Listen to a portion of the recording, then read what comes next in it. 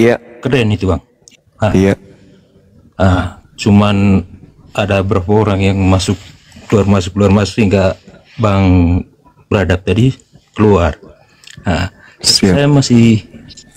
saya masih apa tadi ikut live tadi dengar bahwa memang dalam ajaran Katolik mau diwariskan karena ada di kitab Kejadian diceritakan bahwa Adam masuk ke memetik buah yang dilarang. Itu maksudnya. Iya, iya. Nah, Terus bang, terus. kan sudah melanggar apa yang diperintahkan oleh Tuhan bahwa kamu boleh memakan buah yang di taman ini, tapi ada satu buah yang tidak boleh kamu makan. Dan itu sudah melanggar bang. Dan dia sudah melanggar dan itu dinyatakan dosa. Iya, yang melanggar di situ siapa abangku? Bang Adam. Adam. Ya, ya. Terus kenapa kita manusia ini keturunannya yang dihukum? Kan mulai saat itu kan peradaban manusia sudah mulai peradaban manusia. Iya, berarti ketika anak-anak itu masih di dalam kandungan mereka sudah bawa dosa. Iya, dosa asalnya bang. Enggak, Yang maksudnya diwariskan oleh Adam. iya, artinya kalau anak ini meninggal dalam keadaan dilahirkan berarti dia sudah masuk neraka. Tidak juga bang. Tapi dia bawa dosa. Dosa kan tempatnya di neraka, bang. Iya. Nah, berarti dia masuk neraka, anak kecil ini. Kan yang dibawakan adalah dosa waris yang diwariskan oleh Adam. Iya, berarti dia masuk neraka tanpa dia tahu apa-apa.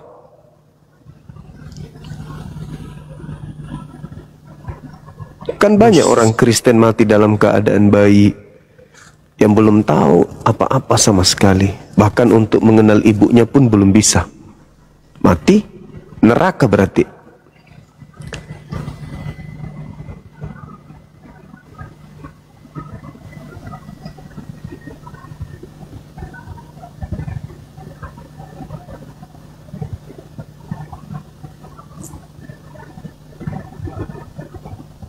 Iya.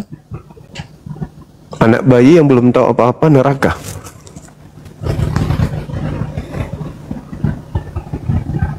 Kan dosa waris itu ketika Adam melanggar perintah Allah, melanggar perintah yang dibuat oleh Allah, maka itu yang diwariskan kepada keturunannya. Iya, itulah makanya ketika dia diwariskan berarti orang yang mati dalam keadaan bayi berarti dia masuk neraka, abangku. Tidak juga bang. Lalu dosanya?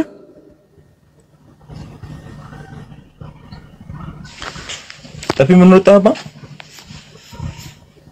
Kalau menurut saya itu nggak ada dosa Adam, abangku. Tadi kalau abang mendengarkan penjelasan saya bersama dengan teman kita yang beradab tadi itu, saya katakan bahwa yang diwariskan Adam kepada manusia itu adalah potensi. Jadi anak ketika dia dilahirkan dalam keadaan suci, orang tuanya lah yang membentuk anak ini berpotensi menjadi jahat atau berpotensi menjadi baik. Makanya di Kristen ketika anak-anak itu besar, mereka diajarkan sekolah minggu. Kalau di Islam diajarkan ngaji, baca Quran dan seterusnya. Mencerminkan bahwa anak ini kita mau arahkan kemana. Jadi potensi yang dibawa bukan dosa yang diwariskan. Coba abang ini baca di dalam Mazmur 8. Bagaimana Tuhan kemudian mengagungkan anak-anak kecil. Anak-anak kecil, bayi-bayi itu masih suci. Tidak ada dosa waris. Kalau ada dosa waris, lantas kita nanti ditanya, di mana dalilnya Sementara di dalam Kejadian 5 nomor 2 di situ diterangkan laki, perempuan, manusia seluruhnya diberkati oleh Tuhan. Nah, artinya tidak ada dosa yang diwariskan Adam. Potensi manusia, karena memang kadarnya dia, kodratnya dia harus jadi pemimpin, maka untuk menjadi pemimpin, dia harus tahu baik dan buruk. Ini buruk, ini baik. Karena kalau orang tidak tahu baik dan buruk, artinya akal tidak berfungsi, Bang. Orang bisa membedakan ini baik, ini buruk, supaya manusia itu bisa menjadi baik. Kalau kita nggak tahu baik dan buruk, sama kita orang gila. Fisik ada, roh ada, hidup, tapi tidak ada faedah. Tidak ada faedah. Mungkin abang saya pernah melihat bagaimana ada wanita yang gangguan jiwa hamil. Artinya potensi hamil itu tidak berlaku hanya kepada orang yang sehat aja. Orang gila pun, kenapa? Karena ada fisik. Tapi ketika akal tidak berfungsi, nggak tahu baik dan jahat, maka nggak ada hukuman. Karena kenapa? Tak ada yang bisa ditakar di sana. Nah, inilah kesalahan konsep yang sudah 2000 tahun tidak pernah kemudian dipecahkan. Kita hanya disuapin, kita ini menganut dosa waris dari Adam alaihissalam. Padahal tak ada dalilnya. Kalau dosa waris itu ada, maka tidak ada perintah satupun untuk bertaubat di dalam kitabnya Nabi Musa, di dalam kitabnya para nabi. Tapi faktanya perintah bertobat, dan tidak ada dalil di dalam Bible yang menyatakan Tuhan akan membalas manusia berdasarkan perbuatan masing-masing. Tapi faktanya ada kurang lebih 25 data di dalam Bible yang mengajarkan manusia itu ditebus dengan dihakimi dengan perbuatan masing-masing. Malah kalau kita lihat di dalam Yohanes 5 nomor 29.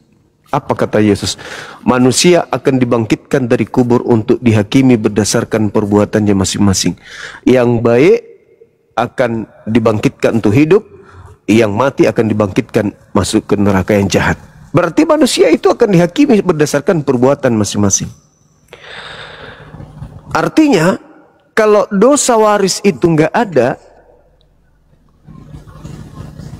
berarti tidak ada penyaliban. Kalau tidak ada penyaliban, berarti tidak ada kebangkitan. Untuk apa Yesus disalib? Itu tidak ada dosa waris.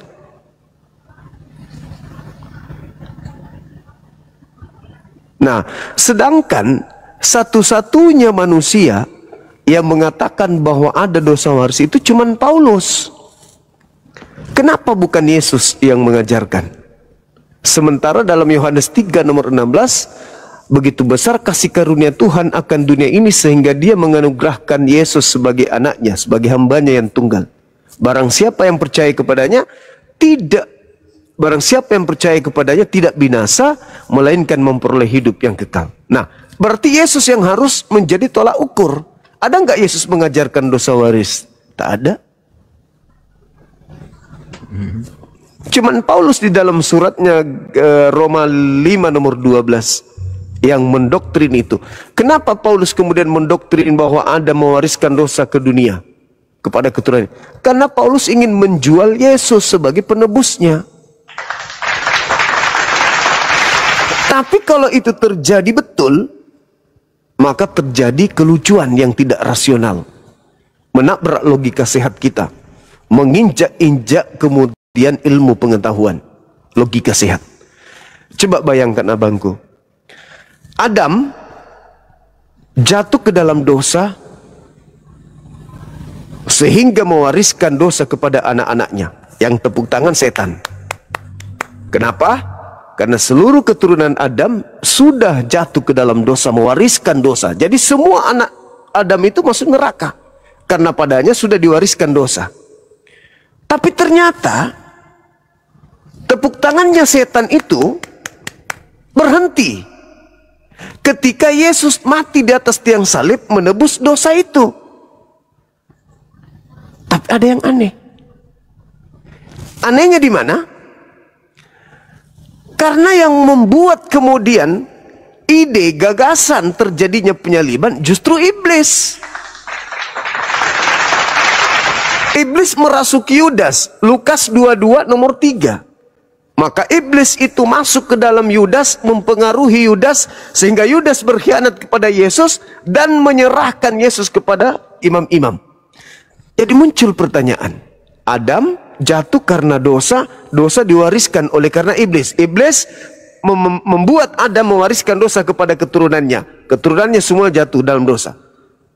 Iblis berkarya lagi, merasuki Yudas agar Yesus disalibkan, agar dosa-dosa anak keturunan Adam itu ditebus. Loh, mana pekerjaan iblis apa sebenarnya? Iblis itu mau Adam dan keturunannya masuk neraka, atau iblis itu mau manusia masuk ke surga? Kalau iblis mau manusia masuk ke surga, benarlah kerjanya merasuki Yudas, sehingga endingnya salib, hapus dosa-dosa anak Adam. Kecewa senior. Maka peranglah antara iblis dengan iblis. Saya sudah jatuhkan Adam supaya turunannya mendapat dosa. Kenapa kau justru mempengaruhi orang-orang supaya menyalibkan Yesus? Sia-sia dong pekerjaan senior kita dari dulu. Karena dosa-dosa manusia tertebus gara-gara kamu merasuki Yudas. Apa seperti itu? Itu nggak mungkin terjadi. Jadi Pauluslah manusia satu-satunya yang menyuntik otak manusia dengan dogma dosa waris berdasarkan Roma 5 nomor 12. Jadi kalau kita ditanya sebagai seorang Kristiani, mana dalilnya dosa waris itu? Ya surat Paulus, Roma 5 nomor 12 aja. Nah, kalau firman Tuhannya mana? Nggak ada. Saudara Kristen yang mengatakan, apa yang disampaikan Paulus itu adalah firman Tuhan. Coba, mana tunjukkan di mana Tuhan pernah menyatakan diri kepada Paulus? Yesus? Enggak. Salah. Karena Paulus menjawab sendiri. Dia yang bertanya, dia juga yang menjawab. Pada saat dia ke Damsyik, Paulus bertanya, siapakah engkau Tuhan? Ya, Paulus menjawabnya sendiri, akulah Yesus yang kau aniaya. Dia sendiri yang menjawab. Kenapa Paulus sendiri yang menjawab? Alasannya kenapa? Karena Yesus mengatakan di dalam Yohanes 17 nomor 8, segala firman yang Tuhan berikan kepadaku telah aku sampaikan. Berarti nggak ada lagi firman dari Yesus. Lalu siapa yang datang kepada Paulus? Ya, Paulus sendiri yang menjawabnya. Nah itu saudaraku. Jadi kita cari dalam kitabnya Nabi Musa, kita cari dalam kitab manapun, kitab Nevi'im, Ketubim, tidak akan pernah ditemukan dosa waris itu, nggak ada dalilnya. Cuman dari Paulus doang. Begini bang, silakan. Saya ikut narasi tadi bahwa ketika Adam itu diperintahkan untuk makan buah di Taman Eden sama iblis, di seluruh buah ini di taman ini kau makan buahnya, tapi kecuali satu buah yang tidak boleh dimakan. Kan pada saat kalau pengertiannya saya bahwa pada saat itu yang baik-baik semua Adam, dia belum mengenal dosa, tapi ketika dia makan buah yang terlarang, maka dia di situ dia sudah masuk dalam dosa dan dia sudah tahu perbuatan yang jahat, maka dia sudah berdosa. Maka itu diwariskan kepada, kan mulai pada saat itu peradaban, dia tahu mana dosa, mana yang jahat dan mana yang baik. Iya bang. Iya. Nah, sekarang begini, kita coba mengilustrasikan sekiranya Adam tidak makan buah ilmu pengetahuan baik dan jahat. Ya. Bisa nggak Anda menggambarkan ke saya Adam itu tampilannya kayak mana? Keturunannya, Adamnya, keturunannya. Kira-kira hidupnya seperti apa Adam itu? Ya baik, coba saya bisa menjawab begini. Silakan. Ketika Adam tidak tidak makan buah yang terlarang, mungkin hidup kita manusia ini baik-baik saja. Karena kita punya akal. Bagaimana bisa memiliki akal mengetahui baik dan buruk? Karena Tuhan menciptakan manusia memiliki akal. Hah? Dia belum makan buah pengetahuan baik dan buruk, Bang. Iya, Bang. Maksudnya di sini Tuhan menciptakan manusia. Tuhan menciptakan Adam dan Hawa. Untuk sudah tahu baik dan buruk. Buruknya dia tidak baik, dia belum tahu. Cuman kebaikan. Lah itu buahnya buah apa yang dimakan, Bang? Kan diperintahkan bahwa kau boleh makan semua buah yang ada di taman ini, kecuali buah yang satu itu. Buah apa itu? Buah yang terlarang tadi itu. Ya, itu buah apa? Buah pengetahuan baik ya, buah pengetahuan itu. Ya, buah pengetahuan baik dan jahat. Buruk. Nah, berarti buah itu mengakibatkan Adam tahu yang baik, Adam juga tahu yang buruk. Mana yang disebut baik, mana yang disebut buruk, Adam tahu. Sebelum dia makan, Adam tidak tahu mana yang baik, mana yang jahat. Betul nggak itu, Bang?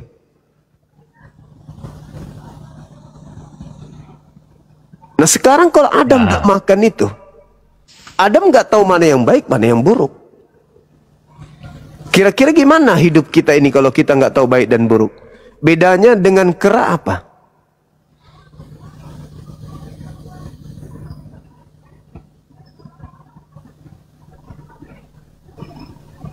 Kenapa kambing itu tidak malu, tidak berpakaian? Karena mereka nggak tahu baik dan buruk. Monyet, senjatanya lebih besar kadang daripada manusia, bom-bom. Tapi dia nggak pakai celana. Kenapa? Dia nggak tahu baik dan buruk. Itulah yang dialami Adam dan keturunannya sekiranya dia tidak makan ilmu pengetahuan itu. Itu keadaan, Bang. Itu keadaan. Kita ini makhluk yang diatur oleh Tuhan. Contoh ya, Bang ya. Yeah. Sekarang ini kita mampu berbicara. Kita bisa memberikan pesan. Kita bisa berkarya, memberikan satu pemahaman kepada orang lain. Tapi di balik kehebatan kita itu, kita tidak pernah minta kepada pencipta kita untuk kita diciptakan menjadi laki-laki kah? Atau kita diciptakan dalam rupa perempuan kah? Tidak ada. Semata-mata Tuhan seketika mengatakan, gue mau lu tercipta jadi manusia dari seorang rahim ibu bernama ini, bapak lu namanya ini di tahun sekian. Ada bantahan dari kita? Aku nggak mau dong, aku maunya di seorang rahim pejabat. Enak aja, masa aku lahir di orang susah? Nggak mau. Adakah? Enggak.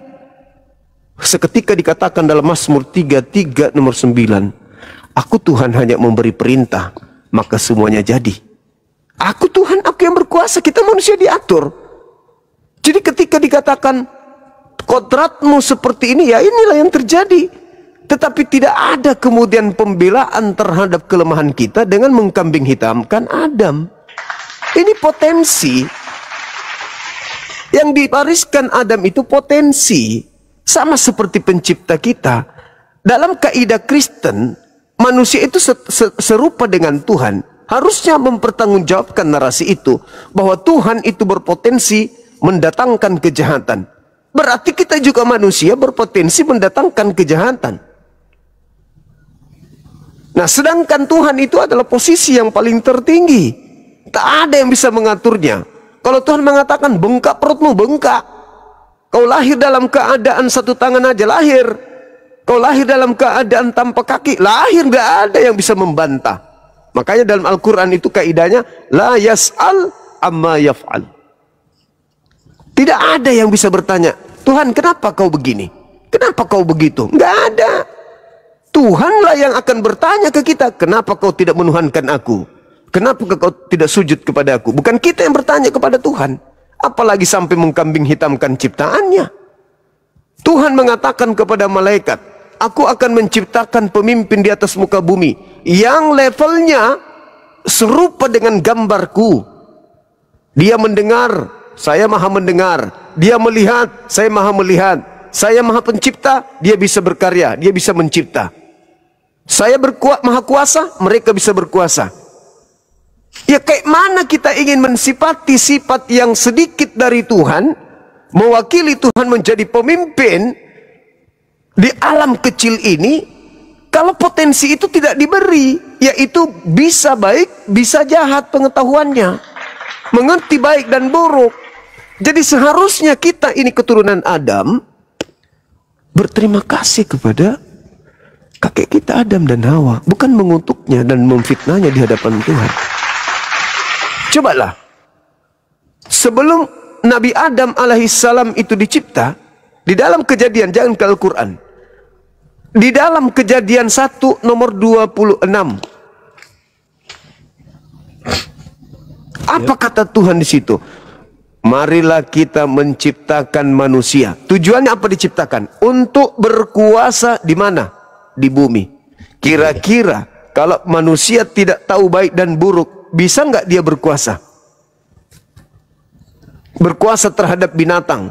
Jangankan berkuasa terhadap binatang, untuk mengetahui dia telanjang atau tidak telanjang saja dia nggak tahu. Bagaimana caranya dia mau menjadi pemimpin?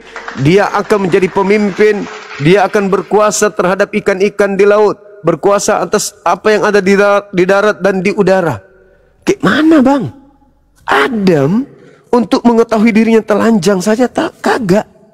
Telanjang loh Adam itu. Hawa juga telanjang kok. Tapi tidak dia tahu. Sama seperti kera hari ini. Kera, monyet, sadar nggak kalau mereka telanjang? Enggak. Coba Anda ke kebun binatang yang sudah dipelihara. Monyet, kamu telanjang lu. Dasar lu monyet, enggak malu kau ya. Itu senjatamu tuh, menggelantungan tuh. Masa kau nggak pakai baju? GP. Dia mana tahu, dia nggak tahu baik dan buruk. Itulah kejadian. Andai saja Adam tidak makan buah pengetahuan, maka kita akan sama seperti kera. Bersyukurlah Nabi Adam alaihissalam mewariskan kepada kita intelektual, kemampuan memilah baik dan buruk. Kalau tidak, mampus sudah kita. Bagaimana mau jadi pemimpin? Begitu kita turun. Kan di Kejadian 126 itu, sebelum Adam dicipta, dia memang diperuntukkan untuk menaklukkan bumi. Coba abangku baca di Kejadian 126. Ketika kita turun ke bumi, tidak tahu baik dan buruk, apa yang bisa kita lakukan? Sekarang ada nggak peradaban yang dibuat oleh kera? Kera telah membuat sebuah jembatan yang menghubungkan antara kota. Mana bisa? Ditemukan beberapa kelompok orang gila yang telah menciptakan komputer. Mana mungkin? Jadi tidak sinkron antara keinginan Tuhan, rencana Tuhan menjadikan manusia menjadi pemimpin untuk menaklukkan bumi ini, dengan diciptakan Adam tanpa potensi tahu baik dan buruk. Tidak sinkron. Maka yang terjadi Gan di Eden itu adalah skenario Tuhan. Itu skenario Tuhan untuk membuktikan kepada malaikat, membuktikan kepada iblis yang protes kepadanya. Kenapa kamu minta aku sujud kepada Adam? Aku ini lebih baik.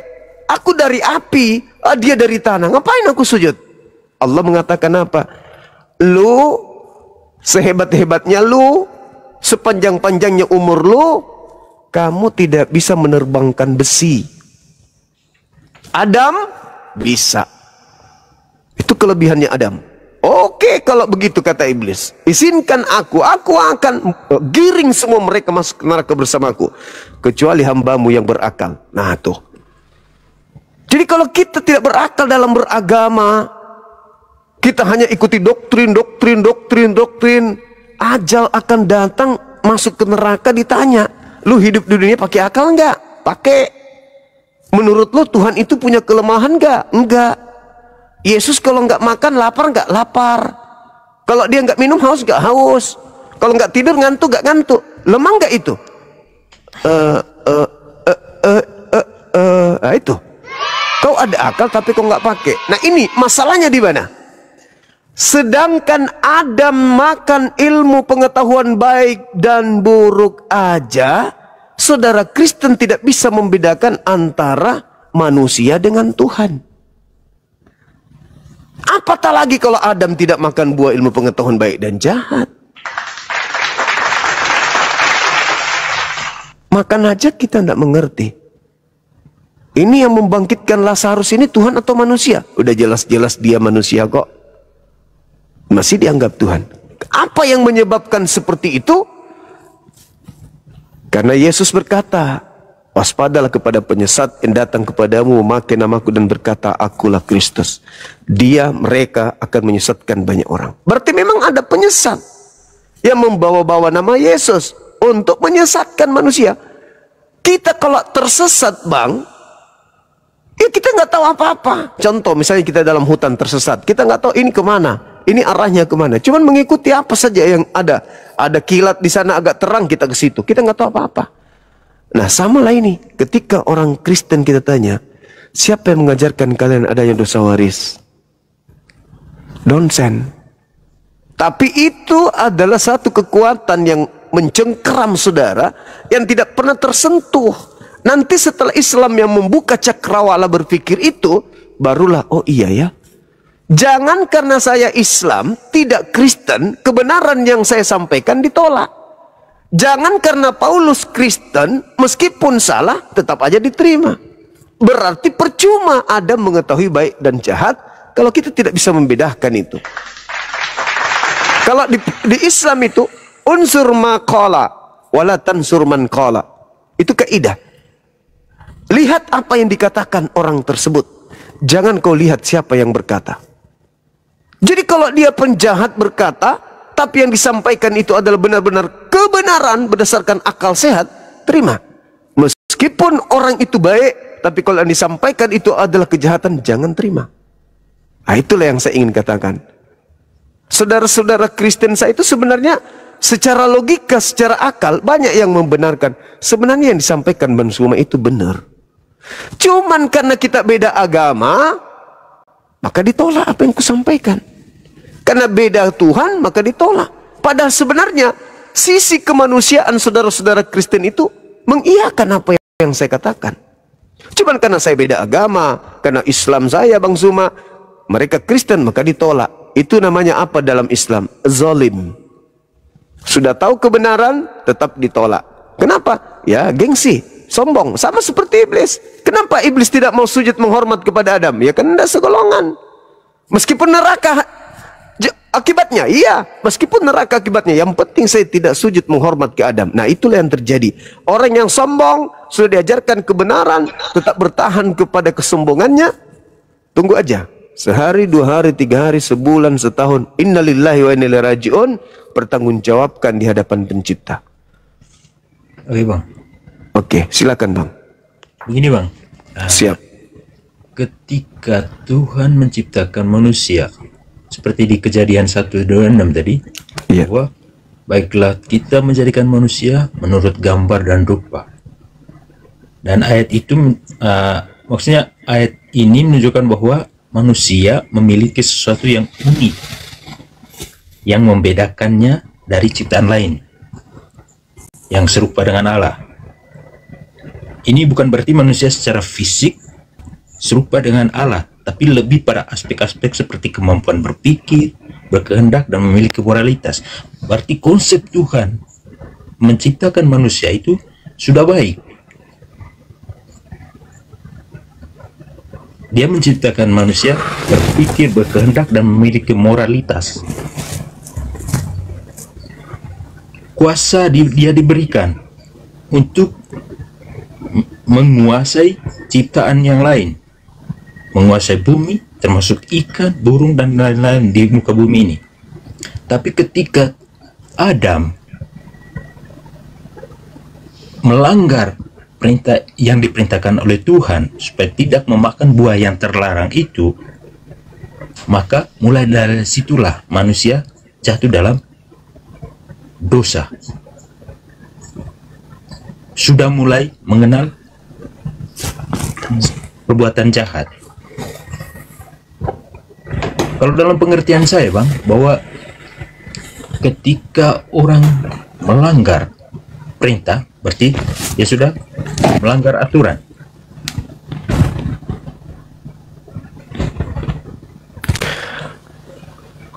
Oke, Abang. Jadi gini. Abang tahu nggak kasus Bahtera Nuh? Tahu sedikit-sedikit, Bang. Ya. Apakah Anda pernah berpikir bahwa pada saat Bahtera Nuh itu di situ banyak bayi-bayi yang belum tahu apa-apa tapi ikut jadi korban? Ya. Nah, itu artinya ketika Anda mentafsirkan kejadian 1 nomor 26, sifat yang ada pada diri Adam itu adalah cerminan dari yang menciptakan. Contoh, ketika kita melihat sebuah lemari, lemari itu cantik, indah ukirannya, warnanya bagus, tata letaknya bagus. Begitu kita buka, indah sekali, rak-raknya segala macam. Yang kita sanjung siapa, Bang? Pembuatnya. Tuh, pembuatnya, Masya Allah. Jadi lemari ini akan diwarnai oleh yang menciptakan. Adam diwarnai oleh yang menciptakan. Tuhan berpotensi melenyapkan alam semesta ini. Orang benar, orang salah, pendosa, dan seterusnya. Ketika Tuhan datang kemurkaannya, habis. Mau orang salah, mau benar, habis.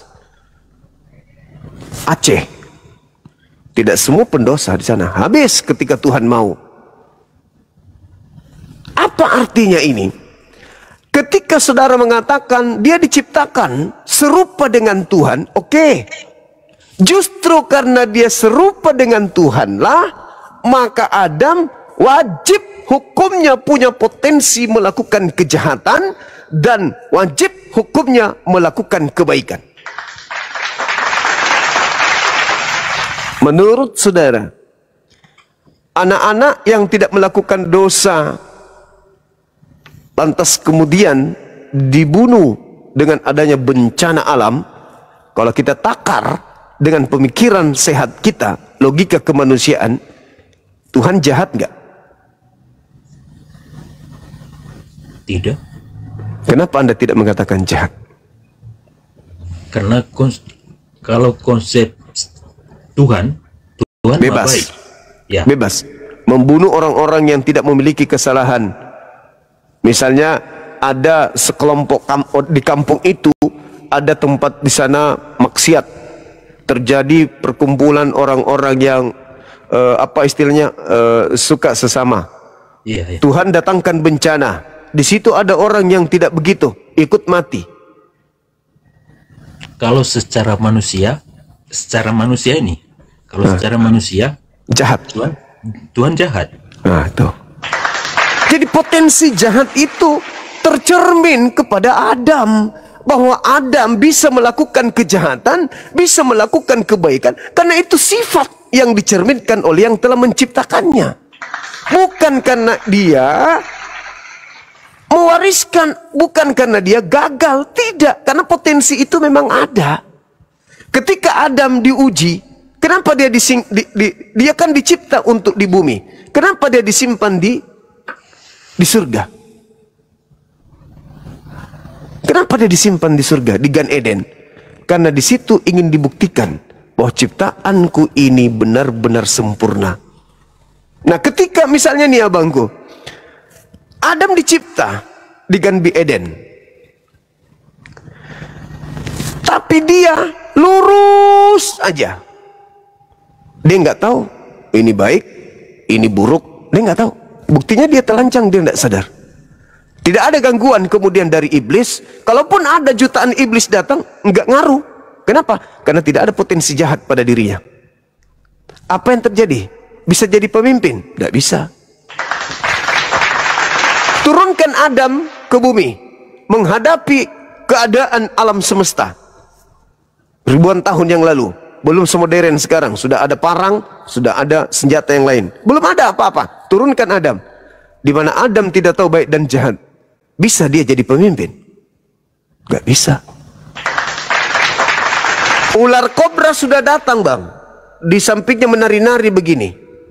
Tapi karena dia tidak tahu ada kejahatan, ada yang dimaksud kejahatan, ada yang dimaksud suasana buruk, situasi buruk, maka dipatok, tak, mati, nggak jadi ada keturunannya.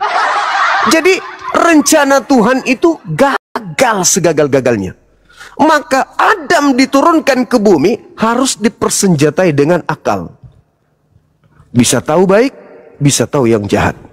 Ketika malam, dia harus berlindung. Ketika dia ada cuaca dingin, dia harus menyelimuti dirinya. Apa yang dia harus lakukan? Dia lihat daun yang tebal. Kayaknya daun ini kalau disusun bisa supaya tidak kena hujan. Hujan otomatis turun. Karena di bumi cuaca ekstrim itu sudah pasti ada. Maka Adam diberi keadaan untuk mengetahui ini baik, ini buruk. Dia lihatlah daun-daun yang tebal disusun-susunnya. Bagaimana caranya? Oh, kasih kayu, trak, udah kasih. Loh, kalau begini jatuh, kasih penyangga. Dibawa licin, kasih alat, kasih alas dan seterusnya. Itu baru bisa jadi pemimpin. Beranak cucu dia, ada anaknya, diambilnya, disimpan, dikasih selimut, dibuatkan pakaian, dihangatkan pakai api. Itu karena dia tahu baik dan buruk. Kira-kira monyet di hutan ada yang pernah bikin rumah?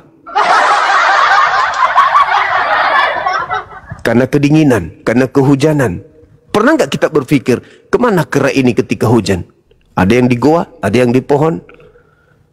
Kalau Adam tidak potensi baik dan jahat, maka itulah yang terjadi. Nah, karena yang didatangkan adalah kebaikan, maka beliau tidak mewariskan kejahatan, tidak mewariskan dosa maksud saya. Tapi potensi berbuat jahatlah dan potensi berbuat baiklah yang diwariskan kepada keturunannya.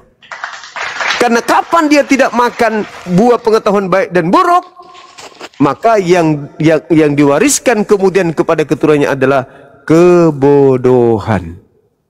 Bagaimana menjadi pemimpin? Lihatlah orang gila, abangku. Karena tidak tahu baik dan buruk, apa yang terjadi? Sampah dimakan. Apalagi dia nggak mandi, rambut nggak digunting. Karena nggak tahu. Bayangkan kalau sampai Adam tidak diberikan ilmu pengetahuan baik dan buruk, dia hidup berapa tahun, rambutnya kira-kira panjangnya gimana tuh? Kukunya. Kukunya Adam, gimana panjangnya?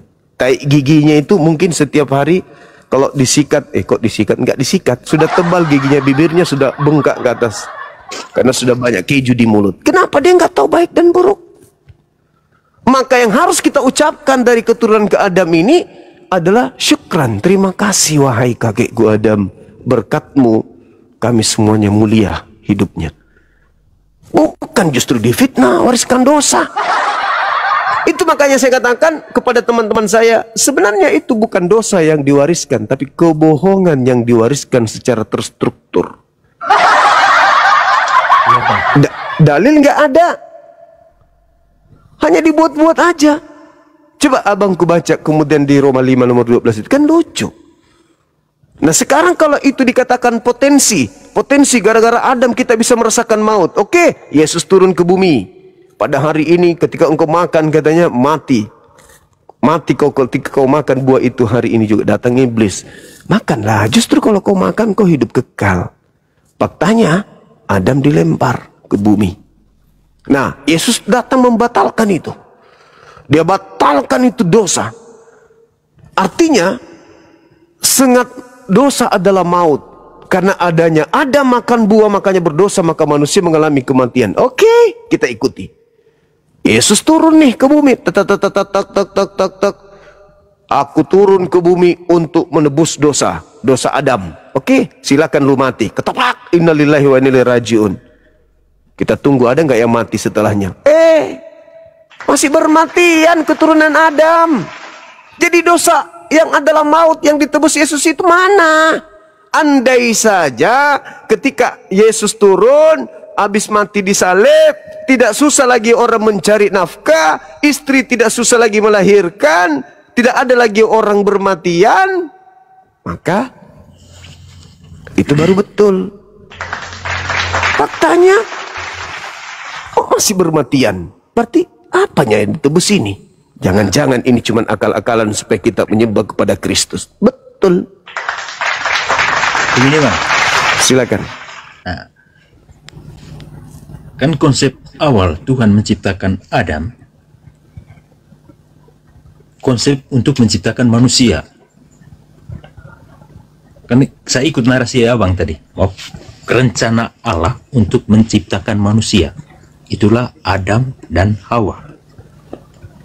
Dia memiliki akal dan dia makhluk hidup yang paling spesial, punya akal dan pikiran.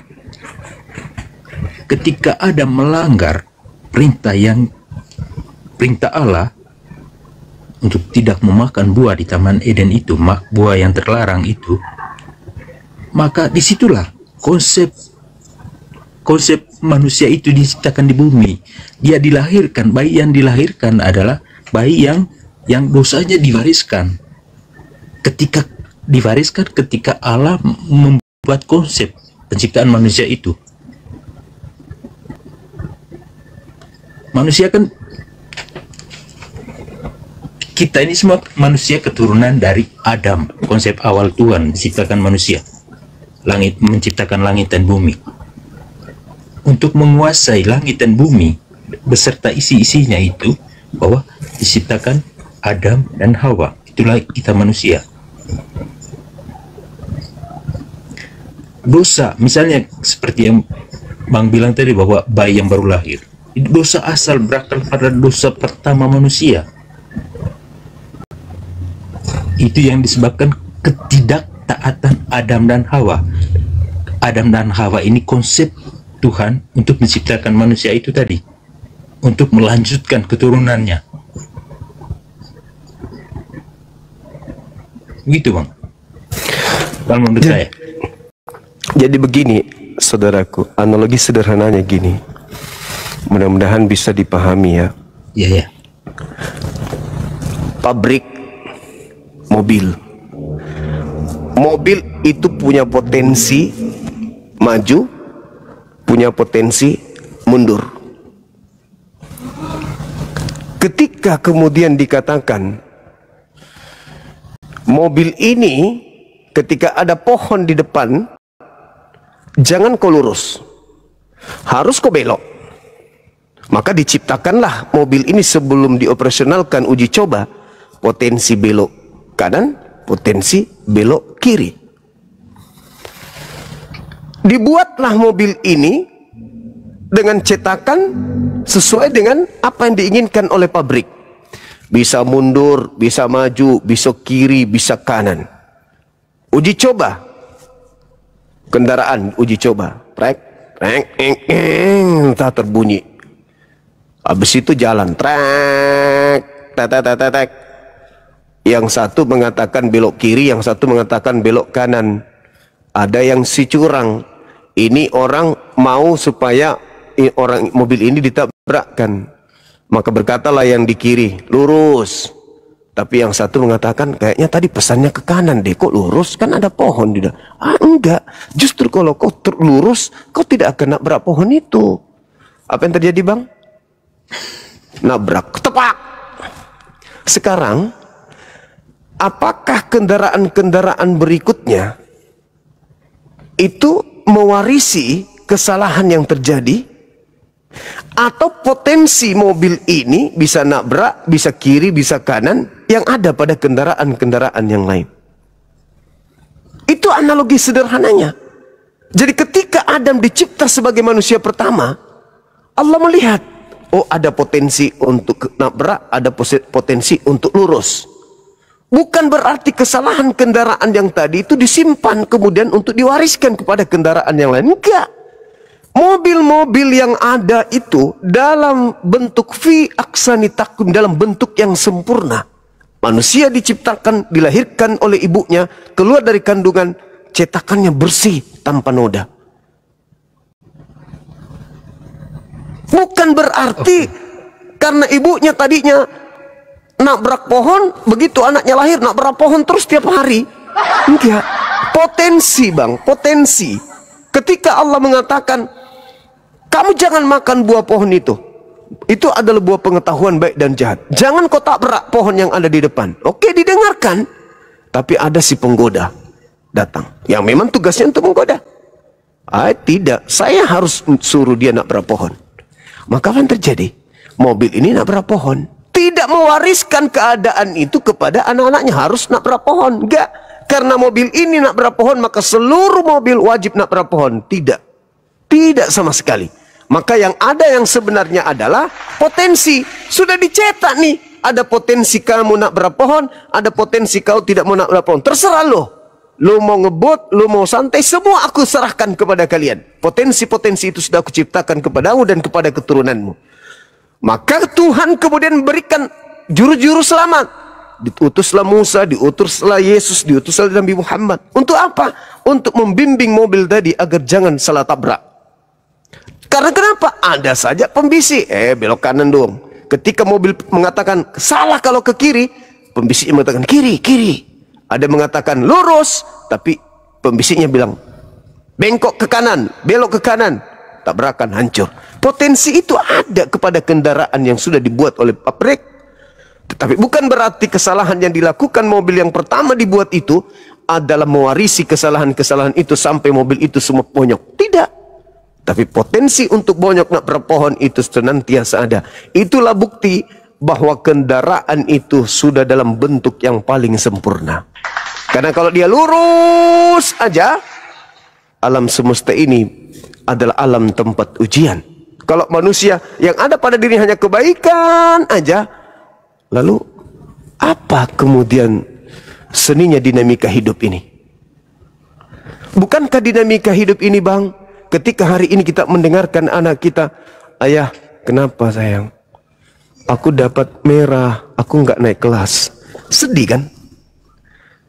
Dinamika hidup, anak ini kemudian berubah sikap, belajar.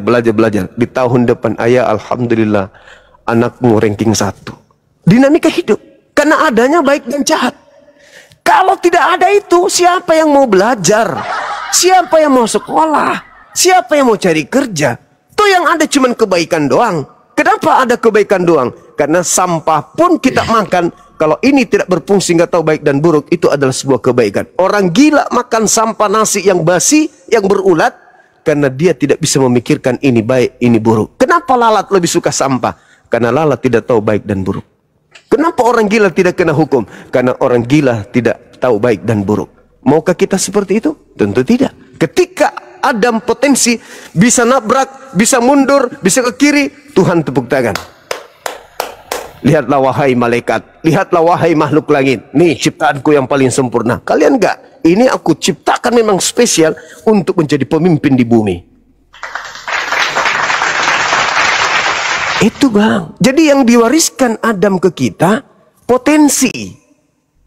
Potensi yang ada pada Adam itu diwariskan ke kita. Bukan dosanya Adam diwariskan ke kita, bukan. Begini bang. Ya silakan. Dari awal tadi saya dengar Bang bilang itu konsep Tuhan dalam menciptakan manusia di tanam di surga, di konsep Allah lah, untuk menciptakan manusia. Kan belum terjadi di bumi bang.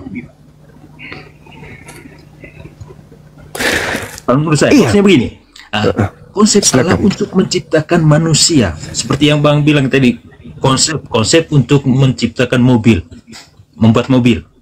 Model mobilnya begini, tapi model manusianya, kalau menurut pengertian saya, model manusianya itulah kita ini, keturunan Adam, manusia yang punya dosa, yang diwariskan.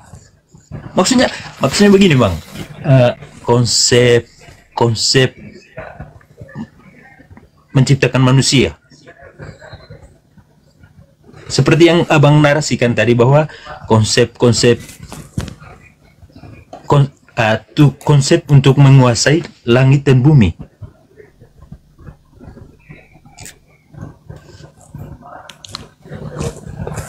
Jadi saudaraku, sebelum Adam dicipta itu, Allah terlebih dahulu menciptakan bumi, tempat pijak Adam nanti.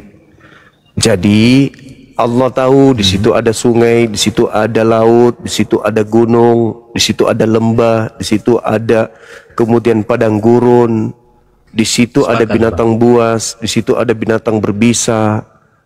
Maka ciptaanku ini untuk menjadi pemimpin, dia harus tahu baik dan jahat. Dia harus tahu hitam dan putih, besar dan kecil. Dia bisa membedakan antara tebal dan tipis, tinggi dan pendek. Maka dia wajib dibekali ilmu pengetahuan. Itu intinya. Bagaimana kita bisa mengutus seorang profesor kalau profesor itu buta? Tapi nggak mungkin mengutus seseorang kalau seseorang itu tidak tahu apa-apa. Kita utus kemudian ke hutan untuk menangkap buaya. Dia tidak tahu apa itu buaya. Bagaimana modelnya? Alat apa yang saya harus gunakan? Kita hanya mengatakan, kau ke situ, itu ada sungai, kau turun ke sana. Taklukkan itu apa yang ada di bawah. Dia nggak tahu apa itu di bawah. Dia hanya turun, digigit kakinya buaya. Untuk supaya dia menaklukkan apa yang ada di sungai itu, harus diajarin. Untuk diajarin harus dikasih akal.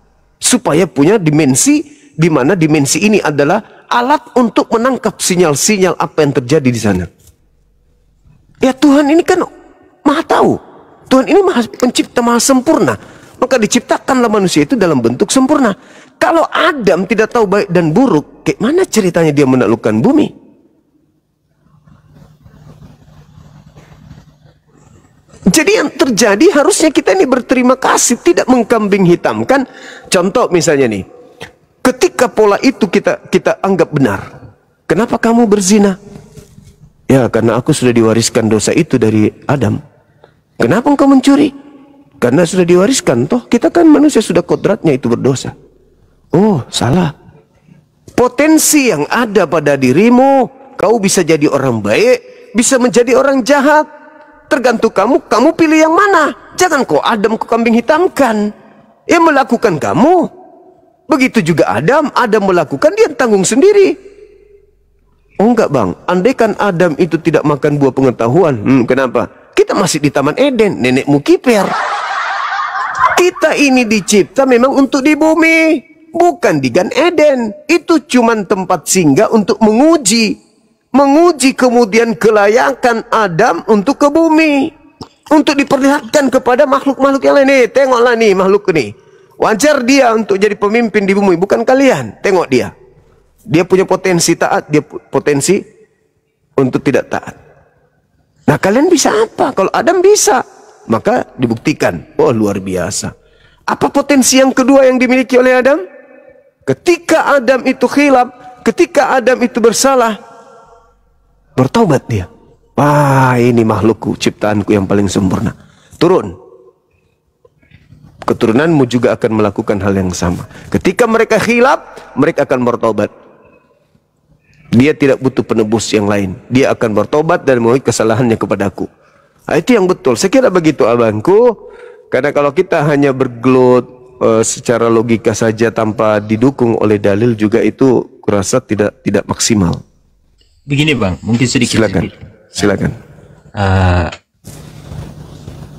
Kembali lagi ke konsep awal tadi, untuk Tuhan menciptakan manusia untuk menguasai bumi beserta isi-isinya. Kan itu terjadi di Taman Eden. Iya. Nah, dosa asal itu tadi bang, maksudnya dosa yang diwariskan karena kita ini keturunan Adam. Konsep kita sepakat, kita tidak menyalahkan Adam karena memang konsep Tuhan pertamanya itu adalah untuk menciptakan manusia, maka diciptakan Adam dan Hawa. Saya ingin bertanya sebelum lebih jauh. Ya, Pak. Dosa yang diwariskan Adam ke kita ini, cara menghapusnya gimana?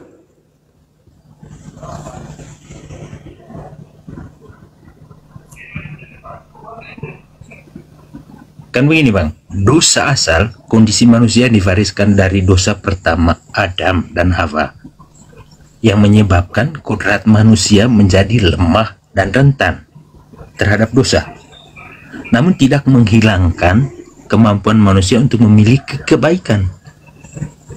Ya, berarti bukan dosa yang diwariskan, Bang. Tapi yang diwariskan itu adalah potensi berbuat jahat, potensi berbuat baik. Ketika ada pertanyaan, oke lah kita mewarisi dosa. Cara untuk menghapus dosa itu bagaimana? Belum sampai ke situ, Bang. Maksudnya begini. Dosa asal,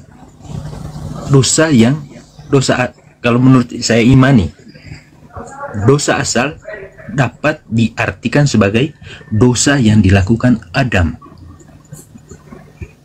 Akibat dari dosa pertama ini, noda keturunan yang kita alami sejak lahir karena asal usul kita atau keturunan kita dari Adam.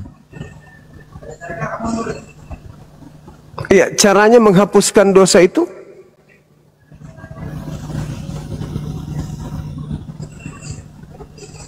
Kan dosa itu tempatnya di neraka, abangku.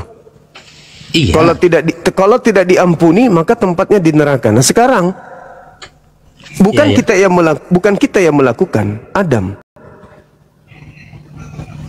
Iya. Sekarang untuk kita masuk surga gimana caranya? Kita sekarang untuk menghapus dosa itu, kan kita sudah ada di bumi. Ya, caranya menghapusnya gimana? Melalui perbuatan kebaikan, menaati segala perintah-perintah Tuhan. Kan begitu, kan? Oh, iya. Jadi bayi yang belum sempat bertobat? Ya. Bayi yang belum sempat bertobat lalu mati? Masuk surga pasti, Bang. Nah, dosanya kan belum bertobat. Ya kan konsep awalnya kan, Bang. Menurut pikiran saya ini, konsep awal kan di bumi. Kan dia beranjak di bumi, Bang. Berarti ketika turun ke bumi sudah dihapus. Ya, gak ada lagi dosa. Dengan perbuatan kebaikan di bumi, Bang. Enggak, anak bayi ini lahir kan mewarisi dosa, Bang. Iya, itu kan dosa awal. Nah, sekarang dia tidak melakukan pertobatan, mati. Berarti dia membawa dosa dong. Iya, kemana? Itu kan kodratnya kita manusia kan, Bang. Ya, berarti anak bayi ini ke neraka. Tidak mungkin. Lah dosa awalnya, dosanya yang diwarisi? Kan sudah diampuni. Berarti tidak ada dosa waris. Udah selesai, abangku. Oh, baik, Bang. Iya, nggak ada dosa waris berarti. Potensi aja. Gitu, saudaraku Ryan. Makasih udah diskusi dengan baik. Saya suka dengan orang yang kritis, tidak sombong, mau belajar. Anda belajar apa yang saya bisa kasih, saya juga belajar dari abang apa yang abang bisa kasih ke saya. Makasih, Bang ya. Salam kenal. Makasih, Bang. Sehat terus, saudaraku. Masya Allah. Salam kenal. Saya baik. Selamat malam. Malam. Kan keren kalau begitu. Itu baru edukasi, teman-teman. Jadi saudara Kristen kita ini menghargai pendapat karena saya berdalil. Saya menghargai pendapatnya karena dia tidak sombong. Itu namanya keren. Tidak seperti yang tadi, tabung gas dikasih roh. Langsung ngomong aja. Allahu Akbar. Bang Handi monitor, naik dong Bang Handi. Jangan sombong lah. Bantuin dong biar rame. Halo saudara, apa kabar? Saudara, apa ini? Pagar satu. Bang Handi. Nah gitu dong Bang Handi. Nah dulu Bang Handi, tanya-tanya dulu teman-teman kita ini, yang satu dari sekte baru, yang saudara Gayus ini yang kita belum tahu. Ayo Bang Hadi. Iya. Bang tadi yang terakhir itu tidak sombong, jadi iya. Tapi kalau yang si Yoi tadi siapa namanya? Yuk, ya udah buang pada tempatnya, udah selesai dia. Halo Pak siapa? Pak Gayus. Pak Gayus, selamat malam Pak. Mantap. Pak Gayus. Oke, yes. Halo, dasi merah. Adakah? Ayo. Om dasi merah. Ini abang yang pagarwan siapa nih? Sekte baru dia Bang Andi. Loh, Dasi merah. Apa enggak lelah Bang melihat ke samping terus? Apa Enggak, leher enggak tegang lehernya? Kita spion aja. Abang, Bang Adi. Ini kalau di Kanpa ini gue balik. Kalau di Kanpa. Kalau berdasi itu identik dengan orang cerdas. Bang Adi, apa nggak kena sarapnya nanti Bang? Nggak nengok-nengok ke sini Bang? Bang. Biasanya kalau berdasi gini minimal S2 Bang Andi. Bang. Orang naik dia baik ah. Asli, tolong di teman-teman ya, jangan lupa di follow biar kuat. Baiklah. Mana Pak Indra ini tadi? Pak Indra Kurniawan kemana abangku ini? Sombong dia. Baiklah. Mentang-mentang udah berdasi. Tapi pada dasarnya sebagian mereka mengatakan Adam itu mewariskan dosa gitu. Untuk menghilangkan dosa waris ya harus ada yang ya, menyelesaikannya di tiang salib, kan itu yang kita biasa dengar. Teman-teman semua yang mendengarkan dimanapun Anda memilih dosa waris atau harta waris? Ayo jawab. A. Harta waris. B. Dosa waris. A. Harta waris. B. Dosa waris. Jawab cepat di YouTube juga. Yang jawaban yang paling cepat ambil sepedanya. Kok nggak ada yang jawab? Dosa ya? Bukan begitu, salah. Ya. Bukan salah.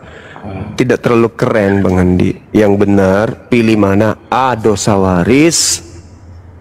B. Pengetahuan waris. Pengetahuan yang diwariskan atau dosa yang diwariskan, pilih mana?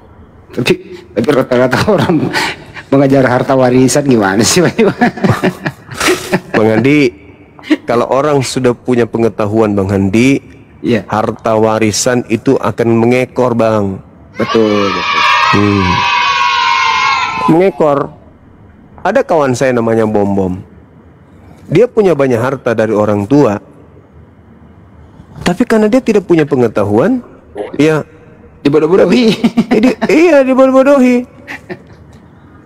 Coba, dia banyak duit beli kulkas, dia nggak tahu apa fungsinya. Dibelikanlah, disimpanlah pakaian baru di situ, celananya di dalam di kulkas disimpan, baju, karena dia nggak tahu. Itu karena pas dibuka jadi es batu. dia nggak paham, gitu Bang Andi. Iya, betul. Artinya Artinya kalau sudah berakal, sudah berilmu pengetahuan itu semua serba gampang Anda dapatkan. Itu intinya teman-teman. Apalagi kalau Anda menjadi cendekiawan Muslim Indonesia. Top, Marco top. Ya, jadi kalau harta waris itu jalan pintas. Betul kata Bang Juma. Harus berilmu. Ikro, betul. Pinter Bang Handi. Ya udah mulai tuh. Pak Gayus. Pak Gayus keduran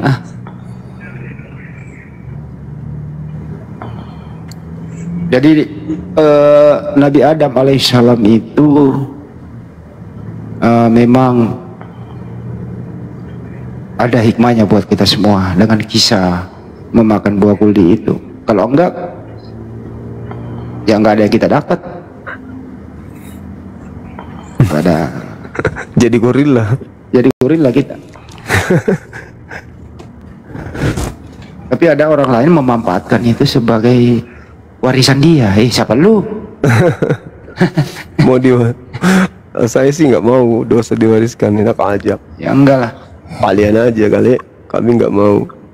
Kalau ilmu pengetahuan, kecerdasan, ya intelektual, logika yang sehat, maunya kami mewarisi itu. Dosa ya.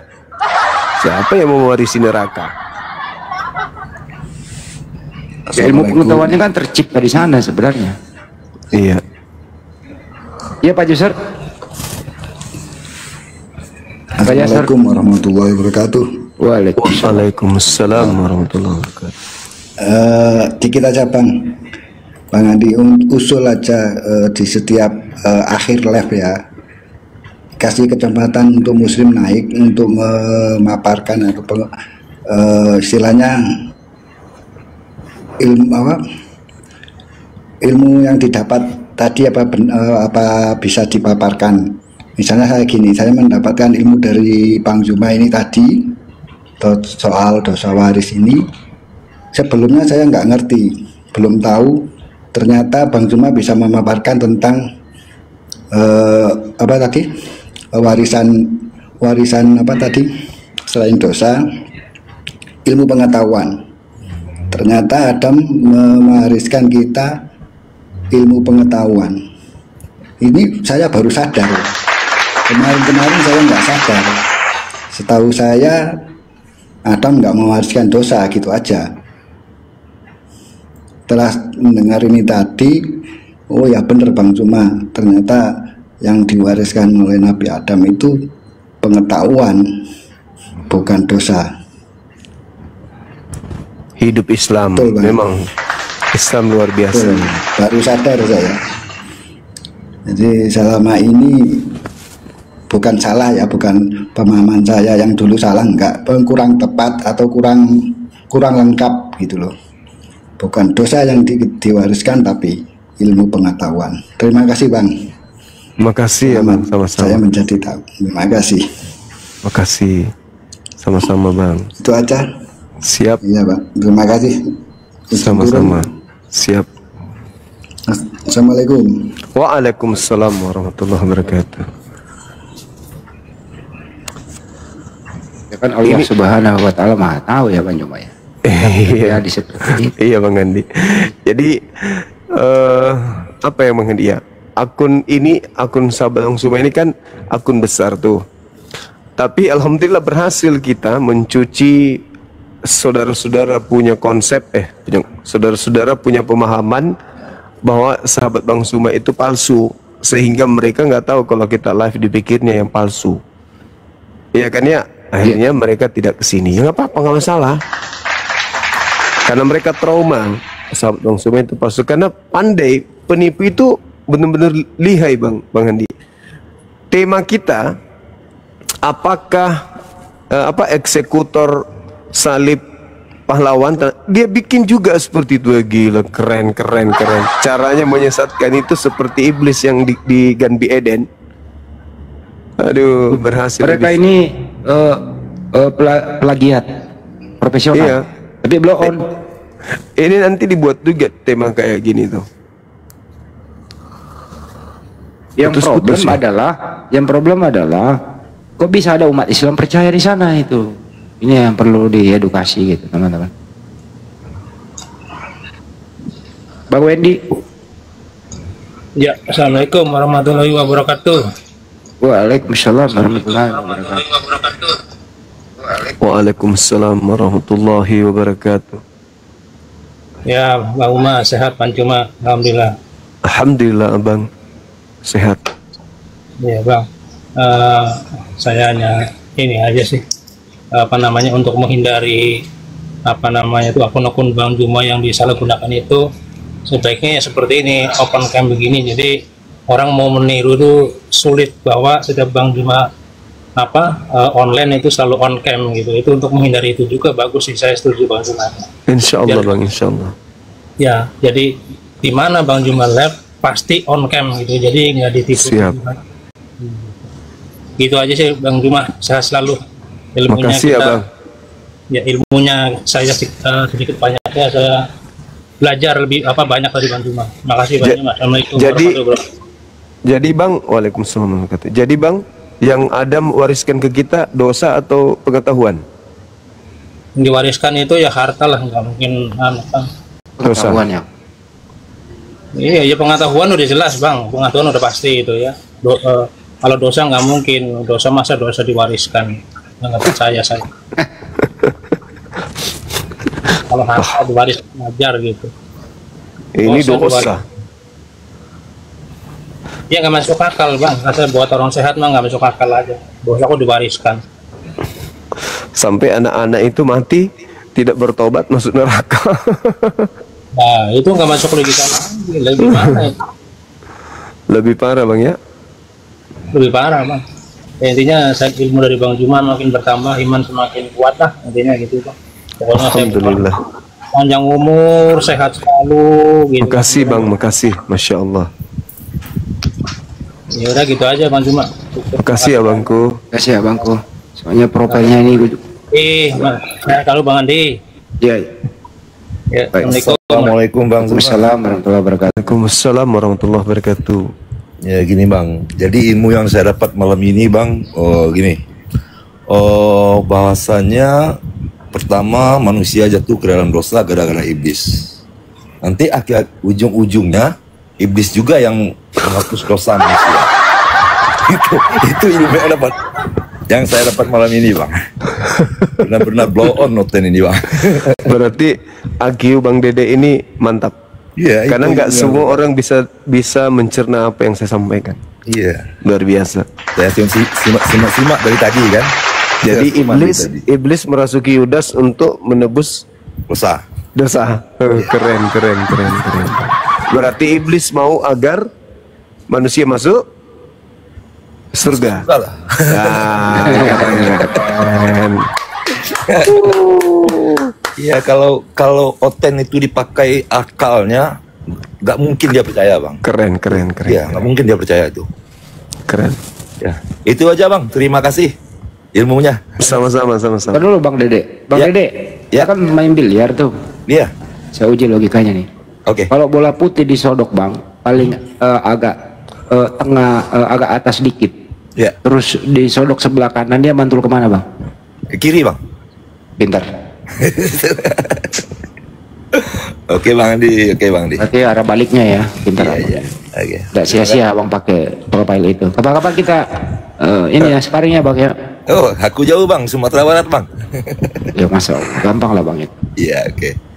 Ya, oke Bang, turun dulu Bang. Terima kasih. Oke, makasih. Waalaikumsalam.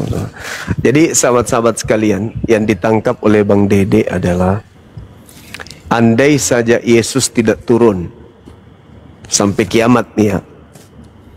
Jadi Adam mewariskan dosa kepada keturunannya. Tak, maka semua kita berdosa kan. Kiamat. Siapa yang tepuk tangan? Ketika manusia mati semuanya tanpa ada penebus dosa. Siapa yang tepuk tangan? Iblis. Karena iblis menggoda Adam alaihissalam sehingga jatuh ke dalam dosa. Dosa diwariskan kemudian kepada kita semua keturunannya. Maka yang tepuk tangan adalah Sibilisis. Sampai hari kiamat tidak ada Yesus turun. Maka iblis senang sekali. Karena kenapa? Tidak ada penebus. Kan gitu. Nah, sekarang iblis ketika Yesus datang, iblis merasuki Yudas. Apa tujuannya kemudian merasuki Yudas? Supaya Yesus disalib. Apa fungsi Yesus disalib? Supaya Yesus menebus dosa manusia. Berarti seandainya iblis tidak merasuki Yudas, berarti tidak ada penyaliban. Berarti tidak ada penebusan dosa. Berarti iblis sendiri yang membebaskan manusia dari dosa waris. Berarti iblis sebelum Yesus datang mau manusia masuk neraka, tapi iblis setelah Yesus datang mau iblis agar manusia masuk surga. Mana yang betul? Iblis mau kita masuk surga atau iblis mau kita masuk ke neraka? Atau, wah ini pertanyaan. Atau dosa waris itu hanya dibuat-buat, lalu kemudian iblis datang merasuki manusia. Dulu kamu berdosa loh, sekarang aku kasih kamu penebus dosa, yaitu Yesus. Tuhankanlah dia sebagai juru selamatmu. Ayo. Atau jangan-jangan benarlah kata Yesus di dalam Lukas 22 nomor 53 bahwa saatnya lah waktumu, saatnya kuasa kegelapan itu bekerja. Mantap. Saya kira begitu Bang Handi. Silakan dulu kopi putih nih. Kopi itu selamat pagi. Ya, Bang Handi, assalamualaikum warahmatullahi wabarakatuh. Waalaikumsalam warahmatullahi wabarakatuh. Bang Handi, mohon maaf, ini coba di Ambon ini ada upload Islam kasih. Oh, di Maluku belum. Oh, belum ada. Ada sih 1-2 teman kita di sana. Iya. Ada. Banyak. Termasuk saya ini. Termasuk saya. Termasuk Anda. Iya, Masya Allah. Oh, Masya Allah.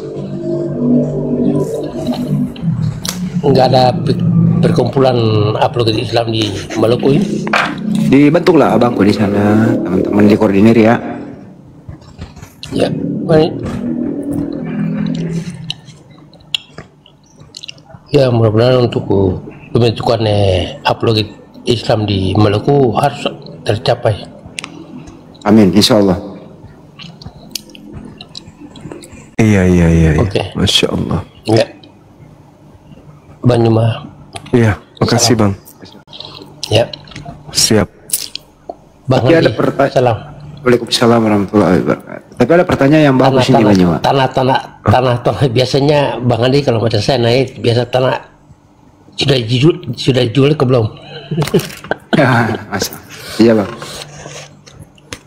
Tapi ada pertanyaan yang bagus ini Banyuma, perlu diluruskan.